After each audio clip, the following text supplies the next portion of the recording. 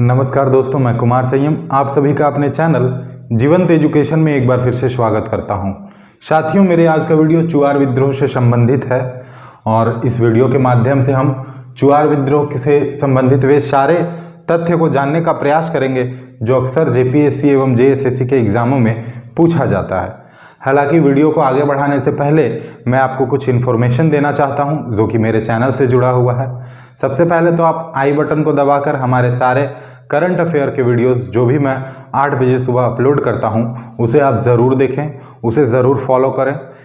एवं मेरे द्वारा जेपीएससी एवं जेएसएससी से संबंधित प्रैक्टिस सेट अपलोड किया जाता है हर एक दिन, जो कि 5 बजे अपलोड किया जाता है। आप सभी उसे ज़रूर देखें।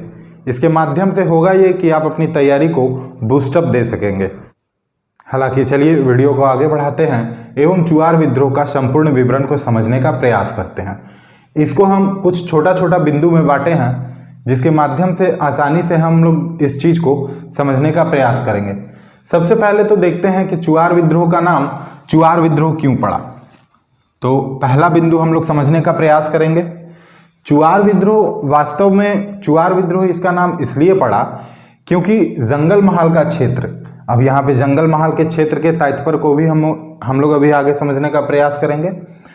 चुआर विद्रोह में जंगल महाल के क्षेत्र में जो भी भूमिज निवास करते थे, अर्थात आपको बता दें कि भूमिज वहाँ पे स्थानीय निवासी जनजातीय समाज था जो कि मानभूम, पुरुलिया के क्षेत्र, मिदनापुर के क्षेत्र, सिंहभूम के क्षेत्र में निवास करता था एवं इसी क्षेत्र को संपूर्ण रूप से जंगल महाल क्षेत्र कहा जाता था।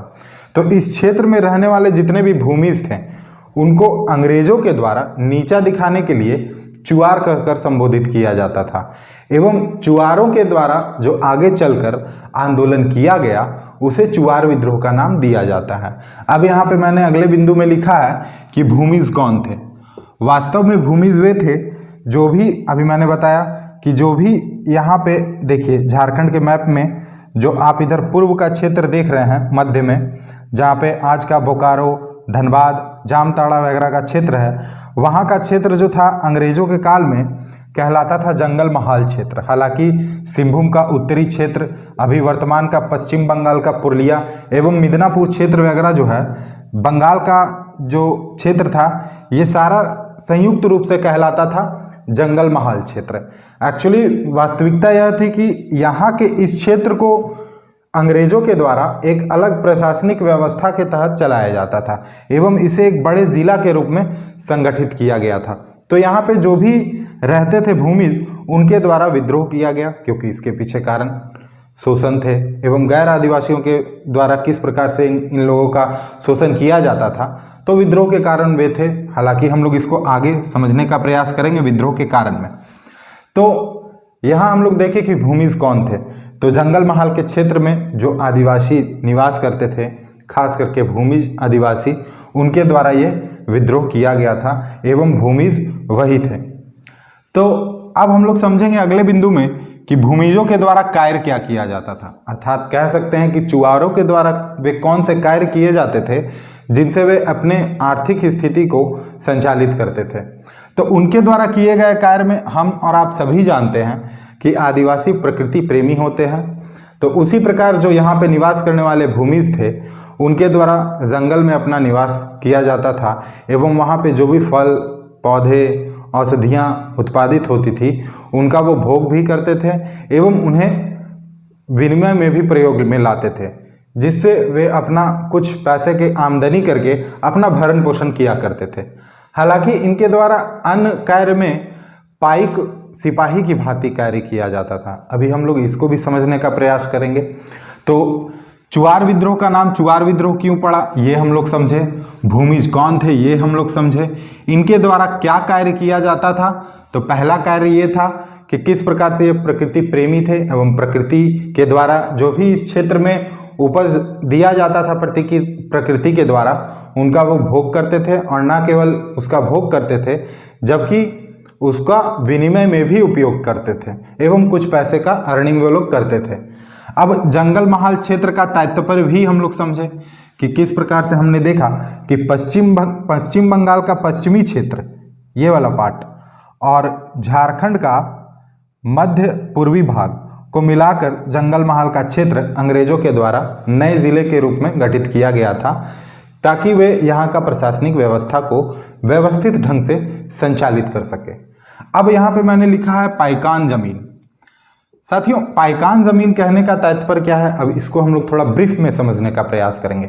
यहाँ पे निवास करते थे भूमिज, यहाँ पे कुछ आदिवासी जो भी जमींदार थे, जो भी स्थानीय जमींदार थे, उनके द्वारा जो है सो कि यहाँ पे रहने वाले जो भी भूमिज थे उन्हें सिपाही के रूप में रखा जाता था और उन्हीं को पाइक कहा जाता था।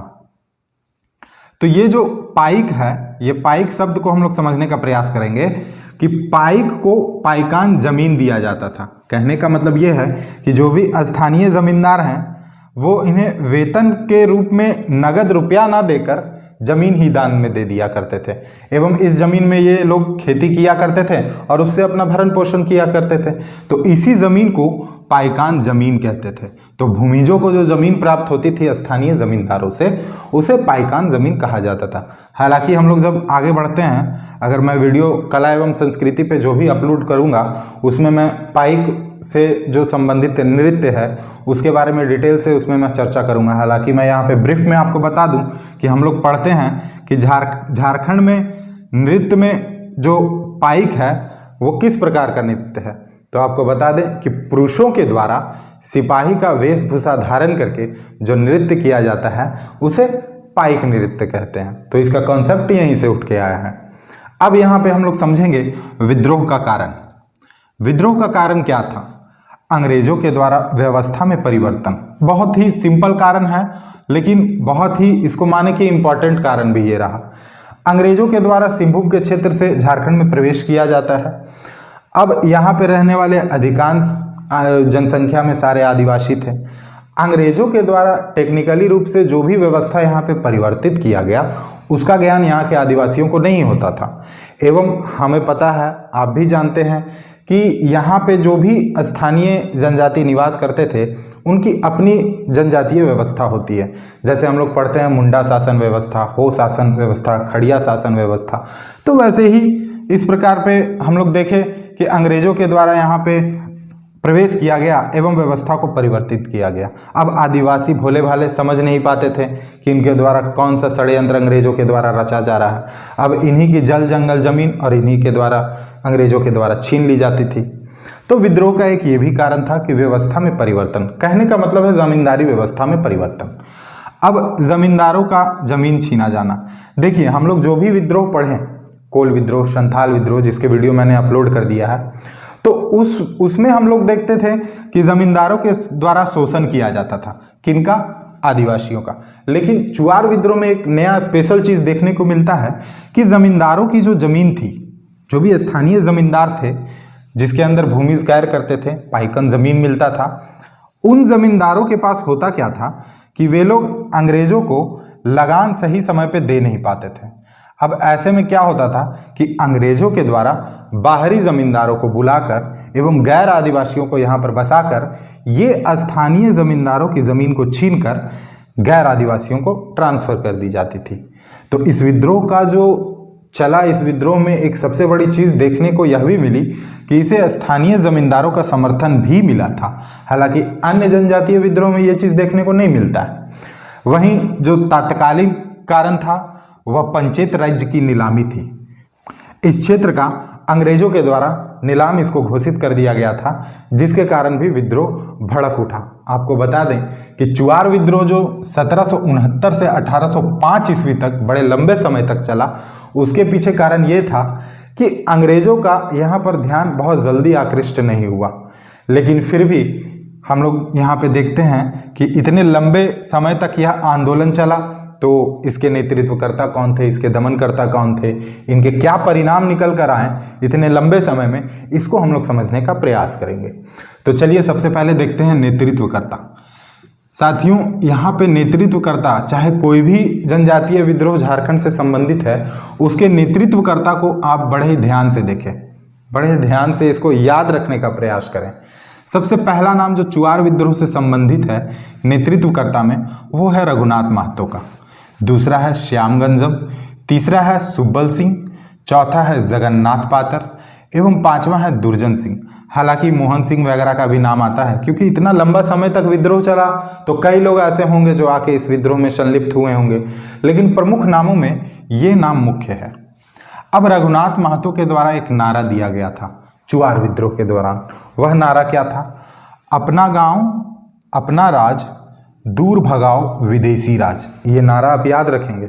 आपसे पूछा जा सकता है कि अपना गांव अपना राज, दूर भगाओ विदेशी राज किस जनजातीय आंदोलन से जुड़ा हुआ है। हालांकि यह नारा हमें एक और अन्य जनजातीय विद्रोह में देखने को मिलता है, आपको इसे कमेंट सेक्शन में बताना है।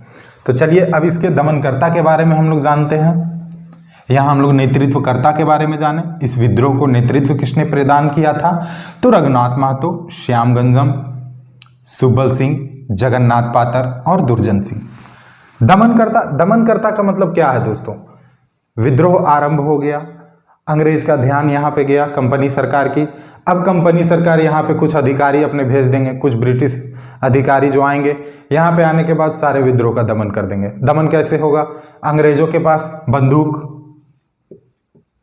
और जितने भी हमारे आदिवासी भोले भाले हैं उनके पास क्या रहता था? तो तीर धनुष। अब बताइए कि तीर धनुष के सामने बंदूक कैसे जो है सो कि उस पर कैसे हावी हो जाएगा, और तीर धनुष ज़्यादा दिन तक टिक नहीं पाएगा। तो ऐसे में विद्रोह शांत हो जाता था, उसको कुचल दिया जाता था। अब यहाँ पे दमनकर्ता के बारे में हम लोग समझते हैं। पहला नाम चुआर विद्रोह में दमनकर्ता में बड़े नामों में lieutenant Nunn, captain Forbes, lieutenant गुडियार। एक बार फिर से रिपीट करते हैं, इसको ध्यान से सुनिएगा। चुआर विद्रोह के दमनकर्ता कौन कौन है? Lieutenant Nunn, captain Forbes, lieutenant Goodyear. अब हम लोग आगे बढ़ेंगे और देखेंगे परिणाम। एक्चुअली मेरे इस वीडियो में जो भी हम चुआर विद्रोह के बारे में बता रहे हैं, इसमें हम एक कॉन्सेप्ट को डेवलप करने का प्रयास कर रहे हैं एवं उसके साथ साथ जो भी फैक्ट है वो आपको बेहतर ढंग से सरल भाषा में, सामान्य भाषा में समझ में आ जाए। इसलिए इस वीडियो को हम फैक्चुअल भी बनाए हैं, ताकि बोर्ड में जितना भी चीज़ लिखा हुआ है उसका आप स्क्रीनशॉट ले लें और उसको बाद में भी आप देख के समझ सकते हैं। हालांकि आप वीडियो को भी पूरा देखें, इससे आपको कॉन्सेप्ट आपका बिल्डअप होगा और कुछ नहीं। फिर परिणाम में हम लोग देखते हैं कि 6 मार्च 1800 और 13 दिसंबर 1805, ये दोनों डेट दोस्त आप अपने दिमाग में रखें। 6 मार्च 1800 को एक व्यवस्था को स्थापित करने के लिए प्रस्ताव लाया जाता है जिसका नाम है जमींदारी घटवाली पुलिस व्यवस्था। इसका प्रस्ताव लाया जाता है। 13 दिसंबर 1805 को कंपनी सरकार के द्वारा इसे स्वीकृत कर लिया जाता है। अब इस व्यवस्था में क्या थी? वहाँ पे जो भी भोले भाले आदिवासी रहते थे उनकी व्यवस्था का पुनर्बहाल करना, इस क्षेत्र को किस प्रकार से शांत घोषित किया जाए, उसके लिए वे कौन से उपाय हैं जो आवश्यक रूप से यहाँ पे किए जाने चाहिए, वे सारी चीज़ों का इसमें विवरण प्रस्तुत किया गया था।